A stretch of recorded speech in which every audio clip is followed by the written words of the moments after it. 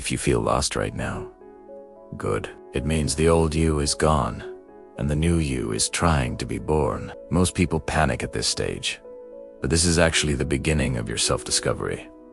Let me show you why. We all feel lost at some point in life, in direction, in identity.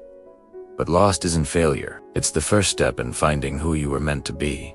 Today, we're mapping out your lost and found journey, a guide to self-discovery in 2025, to help you understand where you are, where you're going, and how to rebuild a life that feels like yours.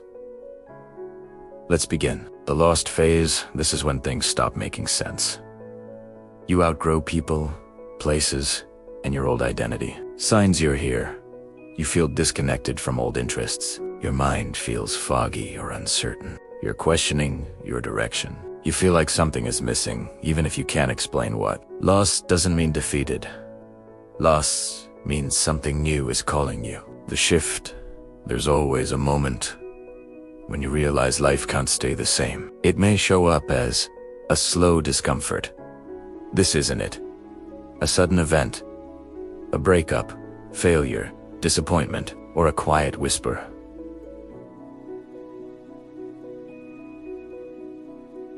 You deserve better.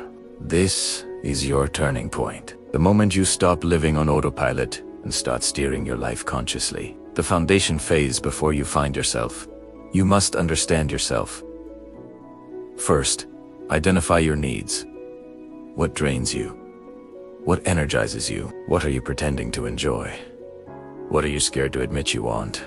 Your honesty becomes the map. Next, reevaluate your environment. Who gets your time? Your energy.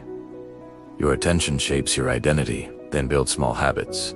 Journaling, walking, saying no, disconnecting from noise, learning something new. Small actions reveal big truths. The found phase, this is when things begin to make sense again. Signs you're entering this stage. You feel peaceful even without full clarity. You make decisions with confidence because you trust yourself. You stop chasing people or validation. You begin to feel like you're coming home to yourself. This version of you wasn't found. It was created. Mapping your journey for 2025, acknowledge where you are. Identify what no longer fits. Explore without judgment. Build a stronger foundation. Choose your next step. Not the whole path, just the next step. Conclusion. Your lost and found journey isn't about fixing yourself. It's about meeting yourself. Feeling lost is part of the process.